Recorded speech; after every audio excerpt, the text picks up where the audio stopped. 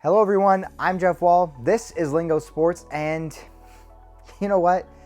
It's just been a sad and confusing week for all of us. Last Monday, the Ballon d'Or was canceled, and it just left so many of us scratching our heads, asking why? Why would they cancel the Ballon d'Or? Why couldn't we just ship the Ballon d'Or to the winner?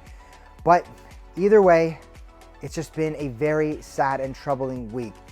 For me, I thought this was one of the most closely contested and intense races we had ever seen for the Golden Ball. It was crazy, with so many amazing performances and great campaigns, trophy wins, great record-breaking moments, and it all has been thrown away. And it just makes you really, really sad, doesn't it? But you know what? We're not going to be sad today, because we're going to have our very own Ballon d'Or ceremony today for all of you guys. But I just have to remind you guys to like and share this video with your friends who love talking about the beautiful game just as much as you and I do. Subscribe to Lingo Sports, hit that bell so you never miss any of our football, MMA, and basketball content, where we always have you covered. Let's start off with our first nominee, with none other than King Leo Messi. King Leo has done it again, guys, carrying, and I mean carrying, Barcelona this season. Messi once again took home the Pichichi as the highest goal scorer in La Liga and had the highest goal and assist tally with 25 goals and 20 assists in La Liga, the most across all top leagues. And even as he's getting older, he is still carrying Barcelona. He played 33 games this season, starting 32 of them, racking up nearly 3,000 minutes, with only Marc-Andre ter Stegen and Piqué ahead of him. By the way, when I say carrying Barcelona, I'm not kidding. Lionel Messi literally led the entire league in progressive carry distance. Unfortunately for Leo, so far he only has the Pichichi this season, and I'm not sure with Barcelona's current form they could add a Champions League to the trophy cabinet. But you guys know that I love and value all positions equally. So let's get started on our next nominee, the man who probably should have taken the award home last season. That man is Virgil Van Dijk, the best defender of the past 2 seasons.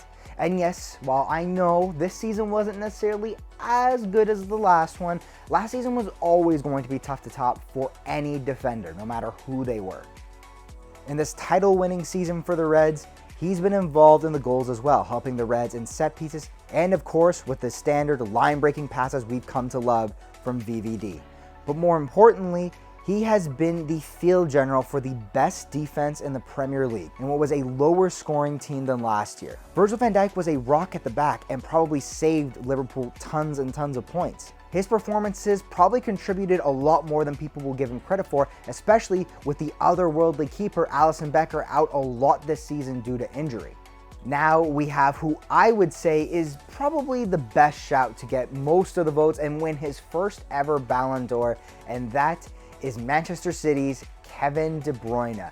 Through a turbulent and very inconsistent season for Manchester City, De Bruyne was a beacon of reliability.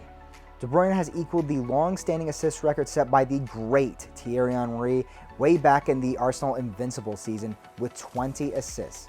Anytime you saw KDB around the box, you knew something special was about to happen. Through the years, he's even developed his defensive side of the game. But positionally, you can always find him with acres of space around him, which allows him to do his magic. Few players have an eye for a pass like KDB, and I don't think anyone right now is more varied and a more quality passer like Kevin De Bruyne. The Belgian, who yours truly believes is the best midfielder in the world right now, has transcended the position, and that is because of his amazing skill level. In fact, he is so versatile, it's hard to peg him at any one spot in midfield or label him as any midfield archetype. But there is another nominee that I think a lot of people would say had his chance for his first ever Ballon d'Or. That is the Polish striker Robert Lewandowski. Just like KDB, Lewa was consistent when Bayern was anything but, and the stats really do bear that out.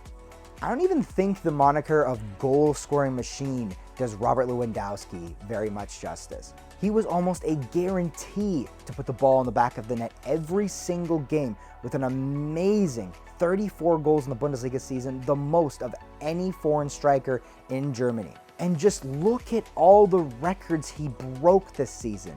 Absolutely insane.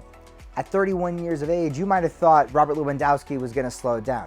The man I like to call Robert Lewandowski is aging like a fine wine.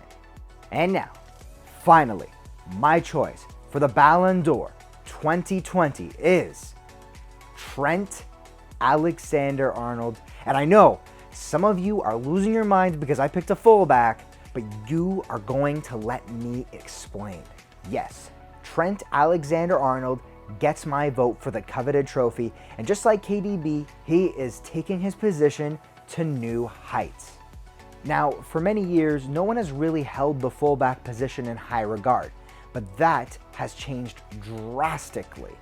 Players like Roberto Carlos, Dani Alves, Marcelo, and Ashley Cole have paved the way for the attacking fullback. Fast forward to now, and most clubs like to have at least one of these type of players in their lineup, including Liverpool manager Jurgen Klopp. You can even go back to his time at Dortmund where he had Marcel Schmelzer and Lucas Piszczek. The fullbacks are critical for Jurgen Klopp and Liverpool's system and what they want to do. And Trent is absolutely perfect for it. So much is asked of him. The Liverpool native has to defend all areas of the pitch, whether it be reactively or pressing aggressively. In possession, he plays in midfield or overlaps like a traditional winger, which is where you can see he is the best passer under the Anfield lights. Trent is the best passer of any defender in the world right now and is Liverpool's most influential playmaker.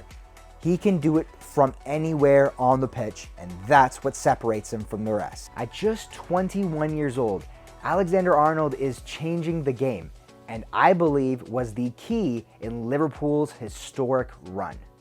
If we praise Robert Lewandowski for his goals or KDB for his assists, then we have to give the same sort of credit to someone who can do those things, but also lift a trophy with his title-winning defense in Trent Alexander-Arnold. But of course, let me know in the comments below who you think would have won the Ballon d'Or and give me your list of nominees. I might not agree with you. In fact, I probably won't, but it's all in the love of the game. Thank you so much for watching, and don't forget once again to like, share, and subscribe, and I'll see you in the next video. Take care.